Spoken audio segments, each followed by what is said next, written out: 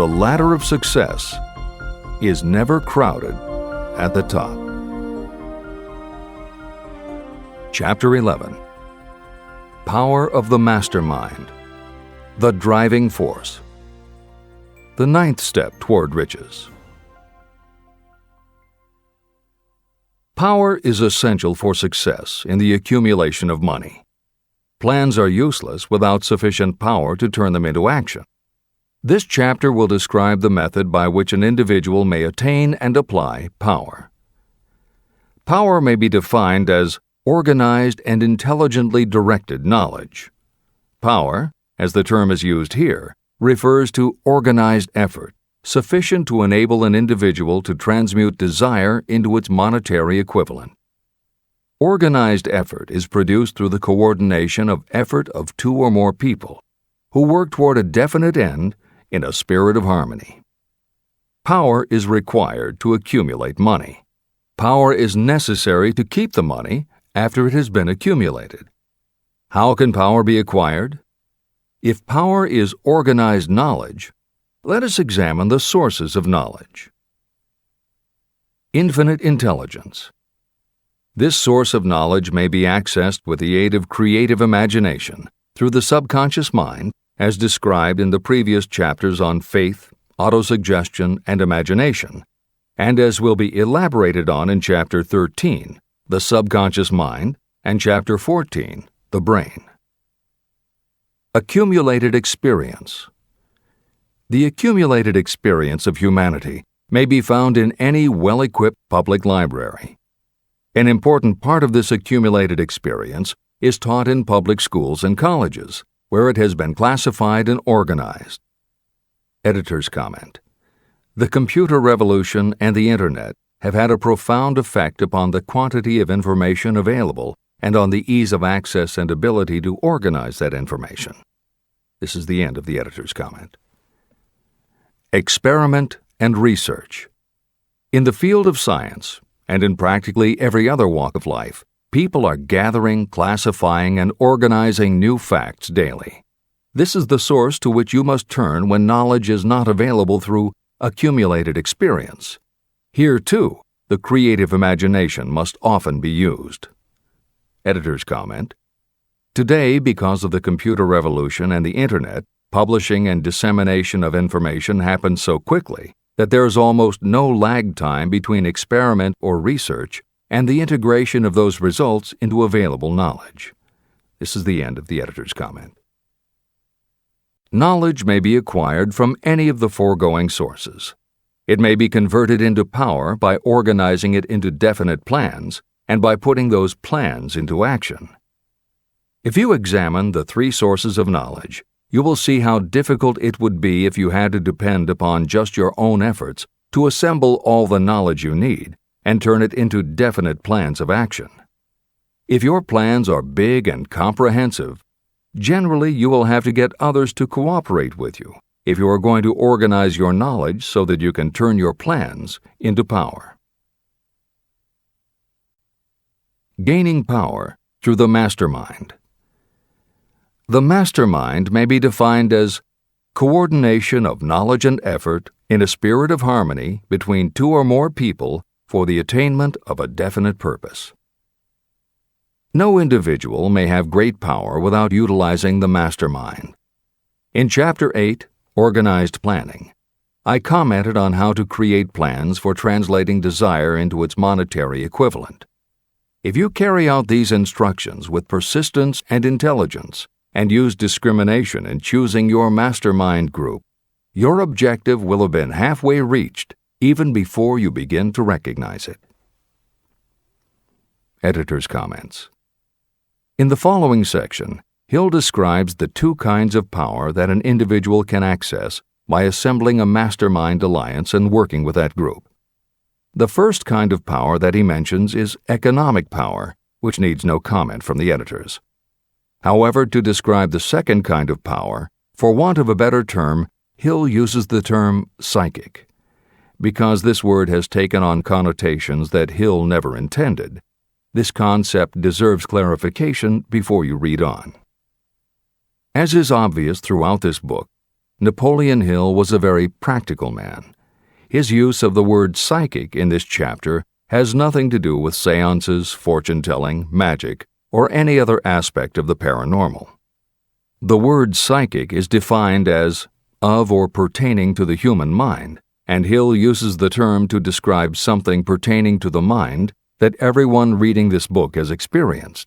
It is that feeling you get when you are working together with other people. Everyone is very focused on the same goal, and it is going so well that you seem to be in tune with each other. When that happens, you not only work well with the others, but your own work and ideas also seem to be operating on a higher and better plane than usual. This is the end of the editor's comments. So you may better understand the potential power available to you through a properly chosen mastermind group, I will explain the two characteristics of the mastermind principle. One kind of power is economic, and the other psychic. Economic power. The economic feature is obvious. Economic advantages may be created by any person who surrounds himself with the advice, counsel, and personal cooperation of a group of people who are willing to lend him or her wholehearted aid in a spirit of perfect harmony. This form of cooperative alliance has been the basis of nearly every great fortune. Your understanding of this great truth may definitely determine your financial status. Psychic power. What I refer to as the psychic phase of the mastermind principle is a little more difficult to comprehend. You'll get a better sense of the meaning from this statement. No two minds ever come together without creating a third, invisible, intangible force, which may be likened to a third mind. The human mind is a form of energy. When the minds of two people are coordinated in a spirit of harmony, the energy of each mind seems to pick up on the energy of the other mind, which constitutes the psychic phase of the mastermind. The mastermind principle, or rather the economic feature of it, was first called to my attention by Andrew Carnegie. Discovery of this principle was responsible for the choice of my life's work. Mr. Carnegie's mastermind group consisted of a staff of approximately 50 people with whom he surrounded himself for the purpose of manufacturing and marketing steel. He knew little of the technical side of the steel business. His strength was his ability to get others to work together in perfect harmony toward achieving a common goal. Carnegie attributed his entire fortune to the power he accumulated through this mastermind alliance. If you analyze the record of anyone who has accumulated a great fortune, and many of those who have accumulated modest fortunes, you will find that they have either consciously or unconsciously employed the mastermind principle. Great power can be accumulated through no other principle. How to multiply your brain power. The human brain may be compared to an electric battery. It is a fact that a group of batteries will provide more energy than a single battery. It is also a fact that the amount of energy provided by each individual battery depends upon the number and capacity of the cells it contains. The brain functions in a similar fashion. Some brains are more efficient than others. A group of brains coordinated or connected in a spirit of harmony will provide more thought energy than a single brain, just as a group of electric batteries will provide more energy than a single battery. Through this metaphor, you can see that the mastermind principle holds the secret of the power wielded by those who surround themselves with others of great brain power. The following will further define the so-called psychic phase of the mastermind principle. When a group of individual minds are coordinated and function in harmony, the increased energy created through that alliance becomes available to every individual mind in the group. Henry Ford began his business career under the handicap of poverty, illiteracy, and ignorance. Within the inconceivably short period of 10 years, Mr. Ford mastered these three handicaps, and within 25 years, he made himself one of the richest men in America. How did he do it? Here is an important clue. Mr. Ford's most rapid strides became noticeable from the time he became a personal friend of the famed inventor Thomas A. Edison. In the story of Ford's success, this is just the first indication of what the influence of one mind upon another can accomplish. Follow his story further, and you will have even more evidence that power may be produced through friendly alliance of minds. It is a fact that Mr. Ford's most outstanding achievements became even more pronounced later, after he formed the acquaintances of Harvey Firestone, John Burroughs, and Luther Burbank, each a man of great mental capacity. People take on the nature and the habits and the power of thought of those with whom they associate in a spirit of sympathy and harmony. Through his association with Edison, Burbank, Burroughs, and Firestone, Mr. Ford added to his own brain power the intelligence, experience, knowledge, and spiritual forces of these four men. Henry Ford used the mastermind principle in exactly the way it is described in this book. This principle is available to you. I have already mentioned Mahatma Gandhi. Let me review the method by which he attained his stupendous power. It may be explained in a few words. He came by power through inducing over 200 million people to coordinate with mind and body in a spirit of harmony for a definite purpose. In brief, Gandhi accomplished a miracle. For it is a miracle when 200 million people can be induced, not forced, to cooperate in a spirit of harmony. If you doubt that this is a miracle, try to get even 2 people to cooperate in a spirit of harmony for any length of time. Every person who manages a business knows how difficult it is to get employees to work together in a spirit even remotely resembling harmony. Editor's comments. The first step in putting together your mastermind alliance is to clearly know your desire. Your desire will tell you what you need. It could be a small group, just 2 or 3 people, as was the case with Stephen Jobs and Steve Wozniak when they formed Apple, Bill Gates and Paul Allen launching Microsoft, or Steven Spielberg, Jeffrey Katzenberg, and David Geffen creating DreamWorks SKG. Or it could be a large group, such as the Mastermind Alliance of 30 regional directors of Century 21 Real Estate, which founder Arthur Bartlett firmly believes was essential to the company's success. Napoleon Hill suggests that in most cases, it should be a dozen people or less, and generally the smaller the better. Choosing the people means finding those who not only share your vision, but who will also share their ideas, information, and contacts with you. They will let you use the full strength of their experience, training, and knowledge as if it were your own, and they will do it in a spirit of perfect harmony. The question that immediately comes to every reader's mind is, where do I find people who will help me to that degree? Napoleon Hill cannot answer that question for you, but he does tell you what to look for. Where you look is up to you. And if you really do have the desire to succeed, you will start looking and you won't give up until you find the right people. Napoleon Hill's description of the mastermind that appears below is augmented with additional material from articles and speeches he wrote after the publication of Think and Grow Rich. These were compiled for publication by Hill's friend, mentor, and business associate W. Clement Stone, and appear in 2 books, Napoleon Hill's Keys to Success and Believe and Achieve. This is the end of the editor's comments. Finding your mastermind members. Ally yourself with a group of as many people as you may need in order to assemble a mastermind that will assist you in creating and carrying out your plan or plans for the accumulation of money.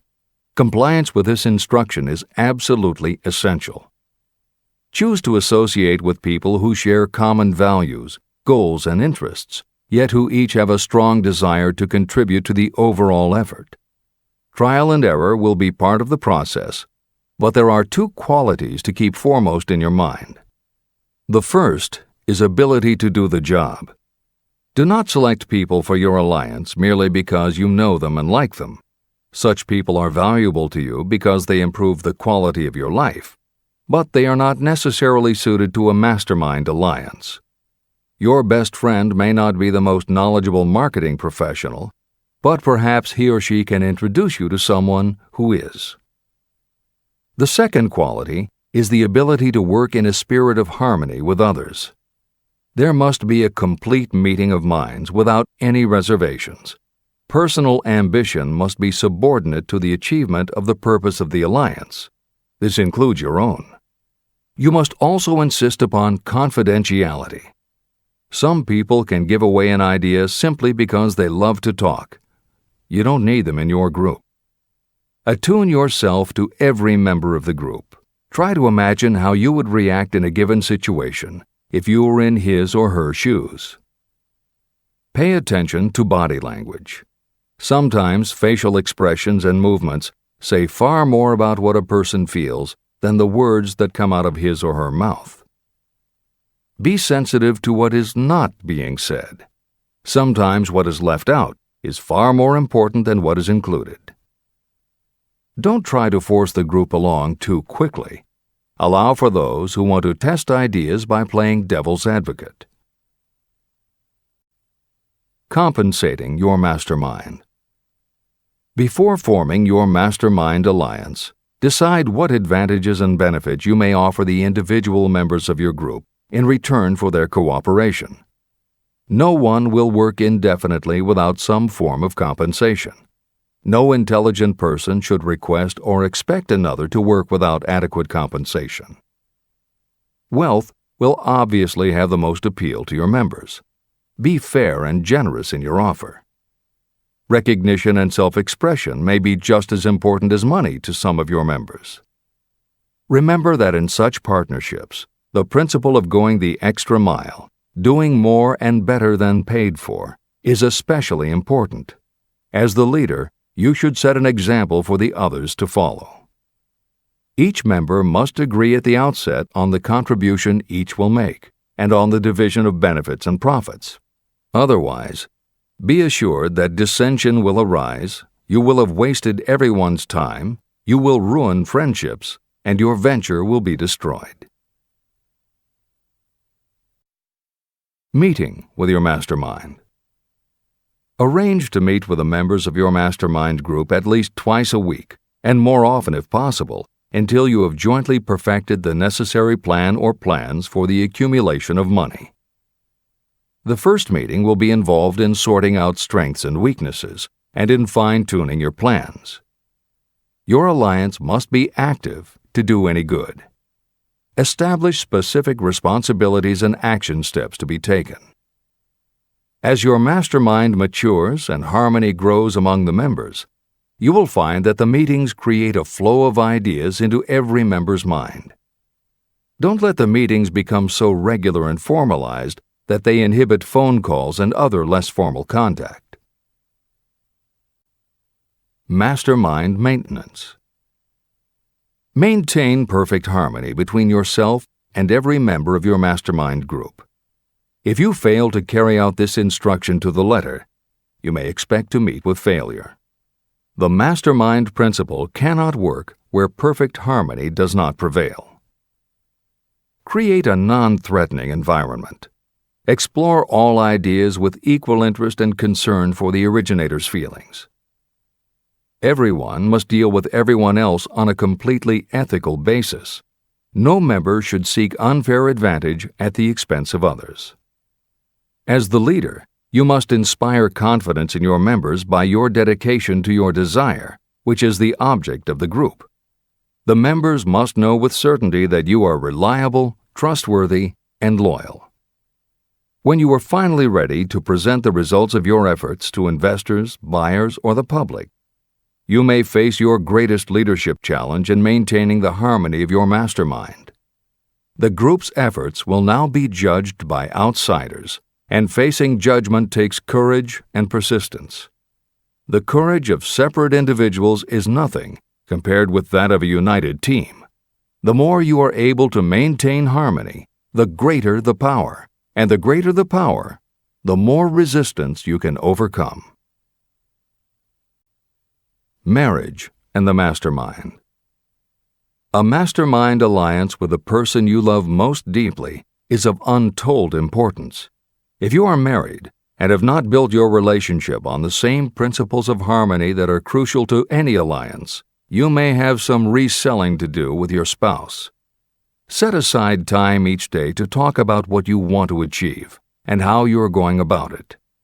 Rely on your definiteness of purpose to build your persuasive abilities to convince your partner of the benefits of the work you are doing. It is very unlikely that your work will not affect your husband or wife in some significant way, and you absolutely must not drag your partner unwillingly into any adventure.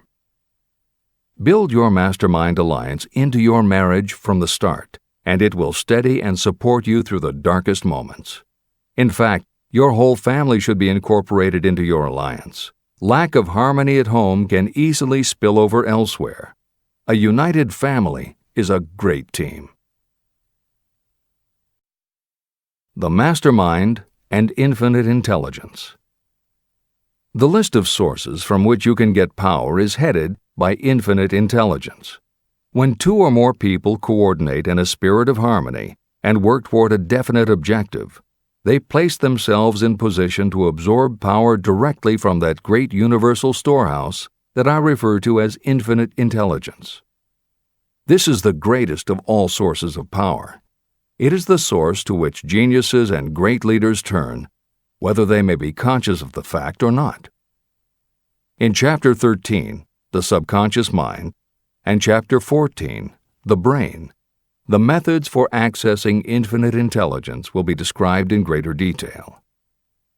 This is not a course on religion. Neither the principle of infinite intelligence nor any other principle in this book should be interpreted as interfering with, endorsing, or rejecting any person's religious beliefs. This book is confined exclusively to instructing the reader how to transmute the definite purpose of desire for money into its monetary equivalent. Read, and really think about what you are reading. Soon the entire subject will unfold, and you will see it in perspective. At this point, you are only seeing the detail of the individual chapters. Editor's comments. This chapter would not be complete without commenting on a mastermind that came into being almost 15 years after the first publication of Think and Grow Rich.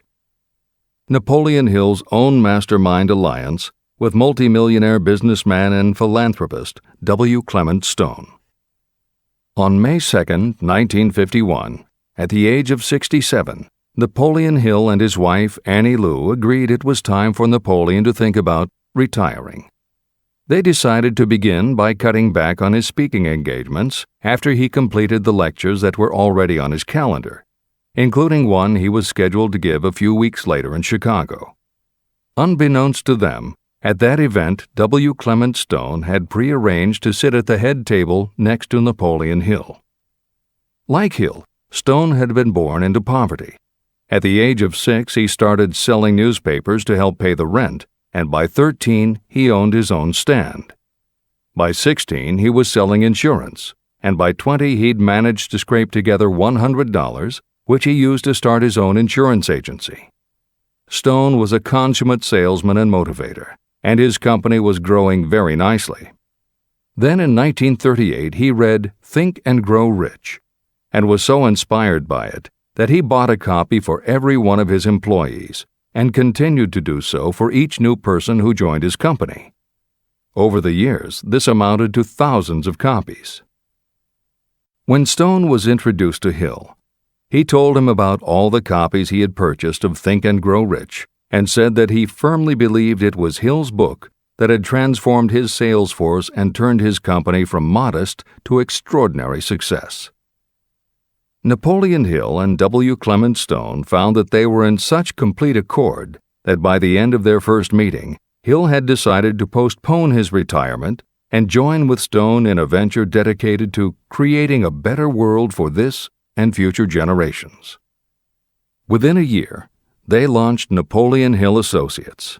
They published new books by Hill, including How to Raise Your Own Salary and The Master Key to Riches.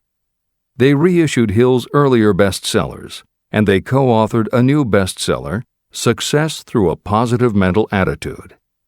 They also launched Success Unlimited magazine, created PMA Science of Success home study courses, made television programs, radio shows, a documentary film entitled A New Sound in Paris, which showed the amazing changes that happened when the entire town of Paris, Missouri, adopted the Napoleon Hill philosophy. And they both crisscrossed America speaking, teaching, giving interviews, and spreading the philosophy to as many people as possible. In addition to his work with Napoleon Hill Associates, Hill also consulted to W. Clement Stone's company, Combined Insurance Company of America. Hill designed and implemented a new training program for the sales force, which was so successful he astounded the business world by helping Stone grow his company from $30 million in assets to $100 million in less than 10 years.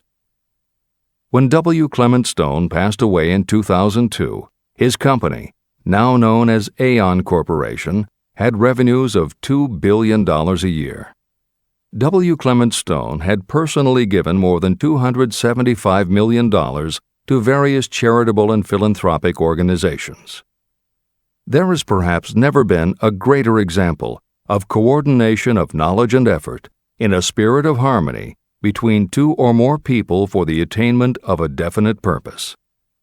The sheer volume of work and scope of influence achieved in a 10-year period by Napoleon Hill and W. Clement Stone leaves little question as to the power and importance of a mastermind alliance.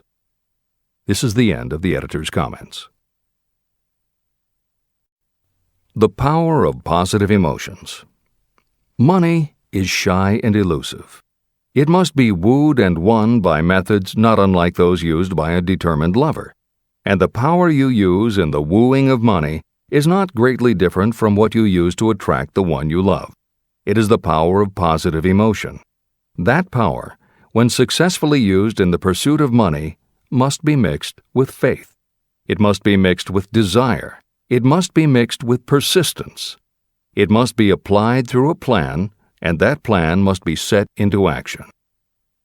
When money comes in large quantities, it flows to the one who accumulates it as easily as water flows downhill.